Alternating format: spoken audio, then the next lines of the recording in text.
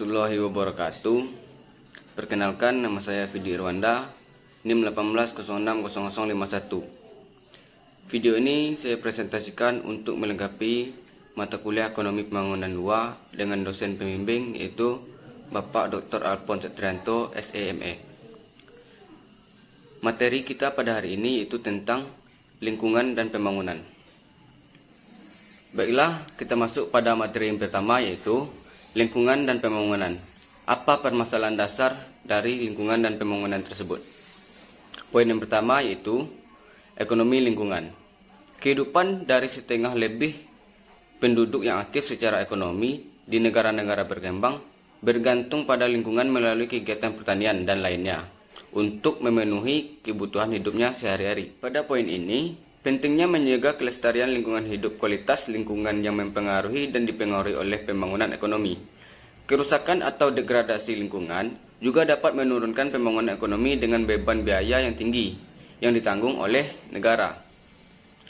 Selanjutnya pada bab ini, kita juga akan membahas tentang penyebab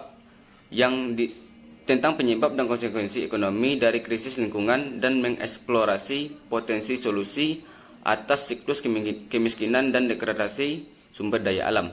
Poin yang kedua yaitu pembangunan berkelanjutan.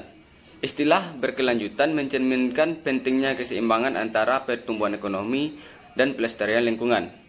Keberlanjutan juga merujuk pada pemenuhan kebutuhan generasi sekarang tanpa mengorbankan kebutuhan generasi mendatang. Akuntansi lingkungan dimaksudkan manfaat dan biaya lingkungan ke dalam analisis kuantitatif dari kegiatan ekonomi. Pembangunan berkelanjutan masyarakat bahwa keseluruhan aset modal yang tidak boleh berkurang dan pengukuran yang tepat dari pendapatan nasional neto yang berkelanjutan. Selanjutnya, poin yang ketiga yaitu penduduk, sumber daya, dan lingkungan. Banyaknya keprihatinan mengenai masalah lingkungan hidup berakar dari pandangan bahwa kita mungkin akan mencapai batas jumlah penduduk yang berkebutuhannya dapat dipenuhi oleh sumber daya alam yang terbatas. Mengingat potensi semua teknologi baru, tetap jelas bahwa dengan pola perusakan lingkungan yang semakin cepat yang ada pada sekarang ini akan mengancam kemampuan generasi sekarang dan masa depan dalam memenuhi kebutuhannya. Cepatnya laju pertumbuhan penduduk telah mengakibatkan langkanya ketersediaan tanah, air, dan bahan bakar kayu di suatu daerah pedesaan serta krisis kesehatan di perkotaan akibat minimnya fasilitas sanitasi dan air bersih. Untuk memenuhi kebutuhan penduduk negara berkembang yang semakin meningkat, kerusakan lingkungan harus dihentikan dan produktivitas sumber daya yang harus diperluas sehingga dapat memberikan manfaat bagi orang banyak. Kemudian poin keempat yaitu kemiskinan dan lingkungan hidup. Kalangan miskin biasanya menjadi korban utama dari perusakan lingkungan. Mereka lebih menderita akibat kerusakan lingkungan karena seringkali harus tinggal di wilayah yang terdegradasi yang lebih murah karena kalangan kaya menghindari wilayah tersebut. Agar kebijakan lingkungan berhasil diimplementasikan di negara berkembang, pemerintah negara berkembang harus menangani masalah seperti petani yang tidak memiliki lahan, kemiskinan, dan akses terhadap sumber daya kelembagaan. Selanjutnya, poin yang kelima yaitu pertumbuhan versus lingkungan. Bukti-bukti mengindikasikan bahwa kalangan paling miskin menyebabkan kerusakan lingkungan yang besar akibat kemiskinan yang mereka alami. Berarti peningkatan suatu status ekonomi dari kelompok termiskin akan memberikan manfaat besar bagi kehidupan. Berdasarkan dari hipotesis kurva lingkungan Kuznets, grafik yang menggambarkan konsep bahwa polusi dan kerusakan lingkungan lainnya meningkat dan kemudian turun dengan adanya peningkatan pendapatan per kapita. Kemudian poin yang keenam yaitu pembangunan pedesaan dan lingkungan. Untuk memenuhi kebutuhan pangan yang semakin meningkat dari pesatnya laju pertumbuhan penduduk, diperkirakan produksi pangan di negara-negara berkembang akan meningkat setidaknya 50% untuk 3 dasawarsa ke depan. Selain itu, upaya pengentasan kemiskinan harus menyasar status ekonomi perempuan, terutama demi mengurangi ketergantungan mereka pada metode produksi yang akan dapat merusak lingkungan. Meningkatnya aksesibilitas input pertanian bagi petani kecil dan pengenalan metode pertanian yang berkelanjutan akan menciptakan alternatif menarik bagi pola penggunaan sumber daya sekarang yang merusak lingkungan. Selanjutnya, poin yang ketujuh yaitu pembangunan perkotaan dan lingkungan. Laju penduduk yang pesat dibarengi dengan migrasi desa ke kota yang tinggi menyebabkan tingkat pertumbuhan penduduk di kota yang tidak terduga. Terkadang hingga 2 kali lipat penduduk nasional. Permasalahan penduduk di perkotaan itu menghadapi ketersediaan air dan sarana kebersihan kota yang semakin parah. Memburuknya kondisi lingkungan mengakibatkan semakin banyak penduduk yang terpapar bahaya dari kesehatan ekstrim. Selanjutnya, poin yang ke-8 yaitu lingkungan global dan perekonomian. Saat jumlah penduduk dunia bertumbuh dan pendapatan per kapita meningkat, kerusakan lingkungan global neto cenderung memburuk. Dengan menggunakan sumber daya secara lebih efisien, sejumlah perubahan lingkungan akan memberikan penghematan ekonomi dan perubahan lainnya akan tercapai dengan biaya yang relatif kecil. Poin yang ke-9 yaitu sifat dan laju perubahan iklim akibat gas rumah kaca. Dampak dari pemanasan global dapat dirasakan lebih dini dari perkiraan. Negara-negara maju harus membuat atau mengambil inisiatif untuk pemulihan dari adaptasi negara-negara berpendapatan rendah. Tetapi di negara-negara berkembang tidak perlu memainkan peran penting dalam membatasi pemanasan global tersebut. Kemudian, poin yang ke-10 yaitu mata pencaharian berbasis sumber daya alam sebagai jalan keluar dan kemiskinan. Bagaimana peluang dan hambatan hal tersebut?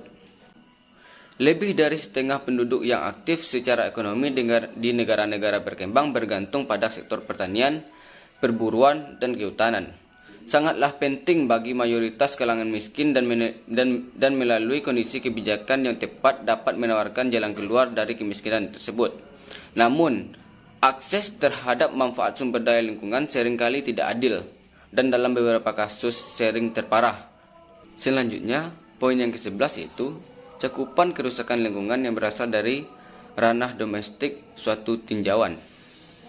Tantangan lingkungan yang dihadapi oleh negara-negara berkembang yang disebabkan oleh kemiskinan meliputi bahaya kesehatan akibat kurangnya akses air bersih dan sanitasi, polusi udara dalam rumah tangga yang berasal dari tungku massa, dan penebangan hutan serta degradasi tanah yang parah. Semua ini lumrah terjadi karena rumah tangga tidak memiliki alternatif pilihan ekonomi selain mata pencarian tidak ramah lingkungan. Kemudian kita masuk kepada materi yang kedua yaitu pembangunan daerah pedesaan dan lingkungan. Poin yang pertama yaitu desa di Afrika Sub-Sahara. Penduduk desa di Afrika yang berlokasi di wilayah semi-arid telah diperingatkan oleh para ahli internasional bahwa menebangi pohon-pohon yang tersisa dan menanami lahan marginal hanya akan memperparah kondisi mereka yang sudah ada sangat buruk. Akibat dari hilangnya lapisan humus yang berharga dan kemerosotan output, semakin sedikit hasil panen didapat dibawa ke pasar untuk dibarter dengan barang-barang kebutuhan pokok lainnya. Pekerjaan lain yang menghasilkan pendapatan sulit didapat, meski ada beberapa keluarganya untuk bekerja di lahan pertanian lain yang lebih besar dan makmur. Rendahnya biaya oportunitas dari waktu ke waktu yang dihabiskan perempuan di desa ini juga merupakan faktor yang menyelenggarakan penggunaan sumber daya hutan yang boros dan memperparah kondisi lingkungan sekitar. Poin yang kedua yaitu pemukiman di sekitar hutan Amazon. Hampir semua petani di sini adalah pendatang baru yang tertarik oleh janji-janji pemerintah yang menawarkan sebidang tanah secara cuma-cuma dan sejumput kemakmuran. Program transmigrasi yang mendistribusikan hak penggunaan lahan bagi pemukim yang bersedia merambah hutan dirancang untuk mengurangi kepadatan kota dan menekankan arus migrasi desa kota. Pendapatan rumah tangga tetap rendah dan tidak stabil, tidak ada peningkatan dalam produktivitas rata-rata, dan penduduk yang bermigrasi hanya memperparah kerusakan lingkungan yang makin menurunkan produktivitas semua pihak. Selanjutnya, poin yang ketiga yaitu memburuknya kondisi lingkungan di pedesaan. Pola kehidupan yang tidak berkelanjutan mungkin terjadi akibat desakan kebutuhan ekonomi. Penyebab dan konsekuensi kerusakan lingkungan di daerah pedesaan bervariasi dari satu kawasan ke kawasan lainnya. Salah satu akibat langsung yang ditimbulkan tekanan lingkungan seperti ini adalah erosi tanah atau disebut dengan soil erosion. Faktor lainnya dalam siklus kemiskinan pedesaan dan kerusakan lingkungan adalah pengundulan hutan atau deforestasi. Sebagai contoh, pengundulan pohon di daerah dengan ketinggian tinggi dapat meningkatkan paparan lahan tanam dan ketinggian yang lebih rendah. Kemudian kita masuk kepada materi yang ketiga, yaitu pemanasan global dan perubahan iklim. Bagaimana cakupan mitigasi dan adaptasinya? Kita bahas dulu yang pertama, poinnya cakupan permasalahan. Pada tahun 2007, Intergovernmental Panel on Climate Change atau disebut dengan IPCC mengumumkan laporan penelitian keempatnya. Laporan ini menyimpulkan bahwa negara-negara berkembang, terutama yang miskin, dapat mengalami konsekuensi besar akibat pemanasan global yang melibatkan bencana gelombang panas, topan, banjir akibat hujan deras, kekeringan panjang, punahnya spesies dan hilangnya sumber pertanian dan perikanan yang makin parah dan membesar.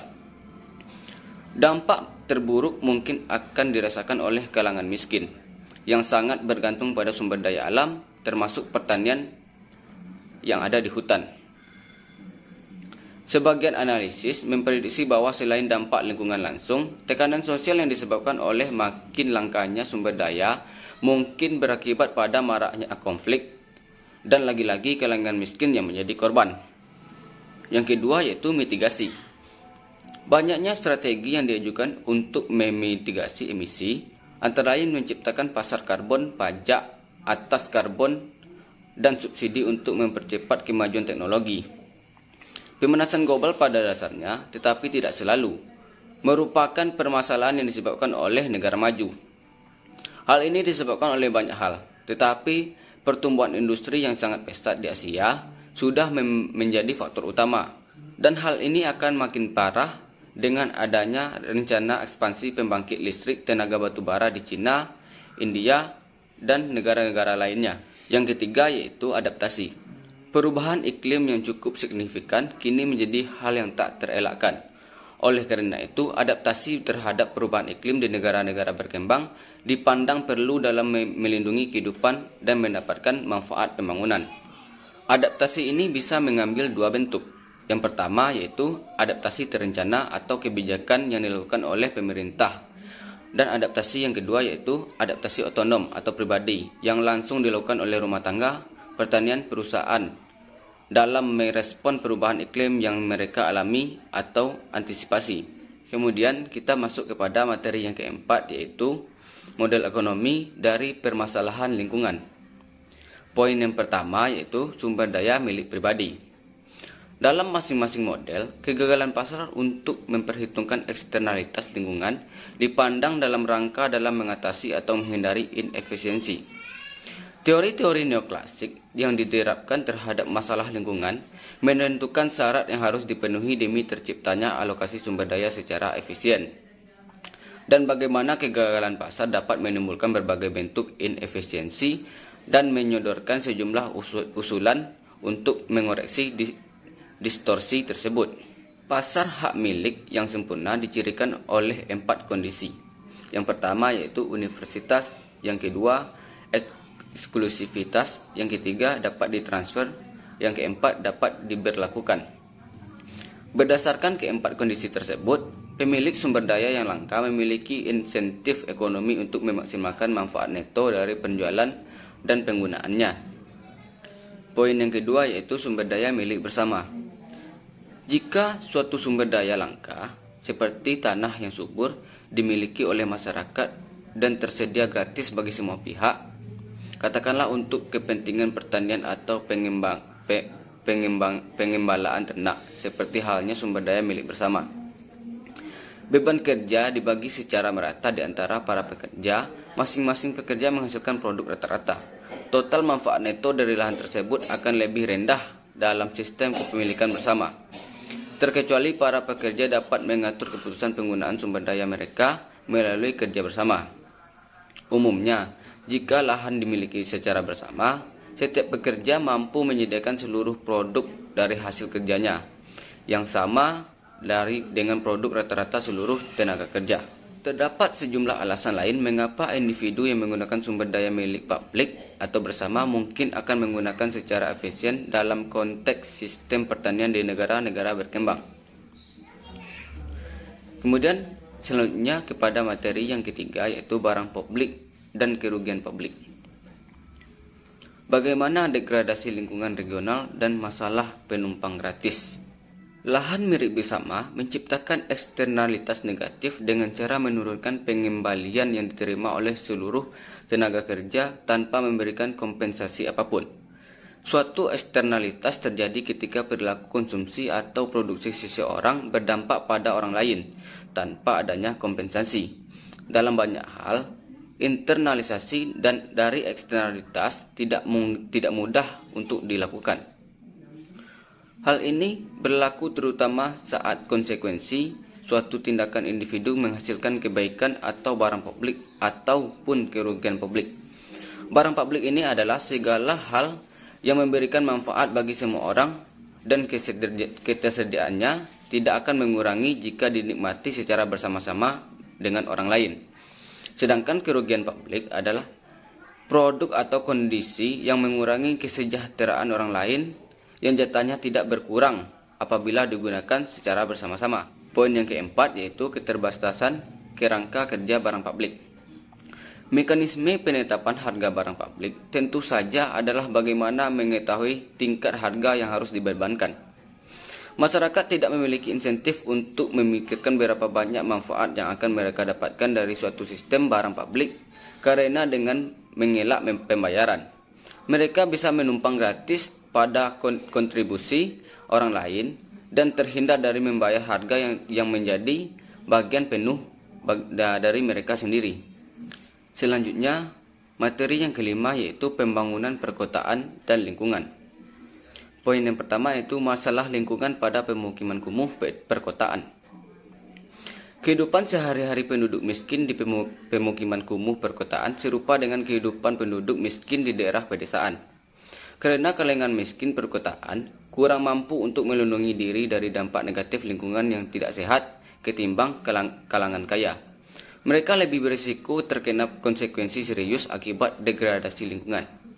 Untuk membahas solusi yang tepat, penting untuk memahami dahulu sumber-sumber masalah dan bagaimana berbagai masalah ini dapat berinteraksi. Selanjutnya, poin yang kedua yaitu industrialisasi dan pencemaran udara di perkotaan. Tahap-tahap awal urbanisasi dan industrialisasi di berbagai negara berkembang biasanya disertai dengan peningkatan pendapatan dan memburuknya kondisi lingkungan. Analisis lintas bagian dari sejumlah negara pada tingkat pendapatan yang beragam mengungkapkan bahwa pencemaran di negara perkotaan dapat pada awalnya cenderung muncul bersamaan dengan meningkatnya tingkat pendapatan, kemudian menurun kembali. Kualitas udara dan air terkait erat dengan jangkauan peraturan pemerintah, baik di negara-negara berpendapatan tinggi maupun rendah. Pada kadar yang cukup tinggi, sebagian emisi akan menjadi racun bagi manusia akan menjadi merusak lingkungan. Sedangkan pada kadar yang rendah, biaya per unit tidak begitu signifikan. Hal ini dikarenakan karena fakta pada manusia memiliki toleransi terhadap paparan sebagian besar racun. Meskipun kemampuan toleransi ini menurun drastis saat konsentrasi polutan di air dan udara meningkat. Poin yang ketiga yaitu masalah-masalah penumpukan air bersih dan sanitasi.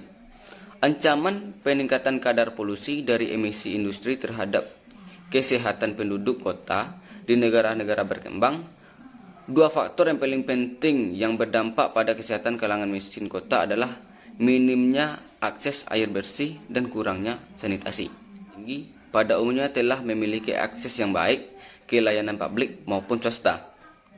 Penduduk miskin biasanya tidak memilikinya. Terkait masalah tersebut, Tidak mengherankan bahwa biaya dalam melakukan langkah pencegahan biasanya lebih rendah ketimbang hilangnya pendapatan, sumber daya, dan infrastruktur. Kemudian kita masuk kepada materi selanjutnya, yaitu materi yang keenam, biaya lokal dan global akibat perusakan hutan hujan. Perubahan dalam pola penggunaan lahan di negara-negara berkembang saat ini menghasilkan kontribusi terbesar dalam konsekuensi global gas-gas rumah kaca. Dari mayoritas hutan hujan tropis yang telah rusak, sekitar 60% areanya digunakan untuk pertanian oleh petani kecil. Banyak dari hutan hujan ini, seperti halnya 90% hutan hujan ini di seluruh dunia, tanahnya sangat tidak subur sehingga hanya bisa dibudidayakan selama beberapa tahun saja. Karena biaya politik dan ekonomi dari pelestarian hutan hujan ini seringkali tertutupi atau ambigu. Pemeliharaan hutan mungkin terlibat seperti upaya yang tidak memerlukan biaya. Komunitas internasional juga harus membantu upaya pelestarian ini dengan mengurangi hambatan perdagangan bagi barang-barang alternatif. Akan lebih baik untuk menekankan manfaat lokal dan menanggung biaya global, alih-alih menekankan negara-negara berkembang yang selama ini memiliki hubungan yang timpang dengan negara-negara maju. Tetapi setidaknya ada 4 perbedaan signifikan, yaitu yang pertama, hutan tropis dan hutan gugur berbeda dalam hal nutrisi dan kecepatan pemulihannya di hutan hujan tropis. Yang kedua, perusakan keduanya menghasilkan berbagai eksternalitas yang lebih besar, baik lokal maupun global. Kemudian yang ketiga, yaitu hutan memiliki lebih banyak nilai di masa sekarang karena adanya peluang kompensasi pembayaran dari dana perlindungan karbon dan keragaman genetik. Kemudian yang terakhir, yaitu yang keempat, nilai yang lebih tinggi juga terdapat dalam bidang-bidang seperti sumber antibiotik dan obat-obatan baru. Kemudian kita masuk kepada materi yang ketujuh, yaitu pilihan kebijakan bagi negara-negara maju dan negara-negara berkembang. Poin yang pertama yaitu apa yang bisa dilakukan oleh negara-negara berkembang. Yaitu yang pertama, penetapan harga sumber daya yang layak. Yang kedua, pelibatan masyarakat. Yang ketiga, hak milik dan hak kepemilikan sumber daya yang lebih jelas. Yang keempat, program untuk meningkatkan alternatif ekonomi bagi penduduk miskin. Yang kelima, peningkatan status ekonomi perempuan. Kemudian yang keenam, kebijakan pengurangan emisi industri. Dan yang terakhir, mengambil sikap proaktif terhadap perubahan iklim dan perusakan lingkungan.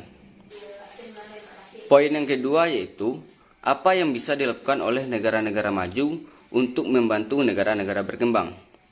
Yang pertama yaitu kebijakan perdagangan. Yang kedua, pemberian keringanan utang. Dan yang terakhir, bantuan pembangunan. Kemudian poin yang ketiga, apa yang bisa dilakukan oleh negara-negara maju bagi lingkungan global. Yang pertama yaitu pengendalian emisi. Yang kedua, penelitian dan pengembangan. Dan yang terakhir, pembatasan impor. Baiklah, itulah pemaparan materi dari saya. Apabila ada kesalahan mohon dimaafkan.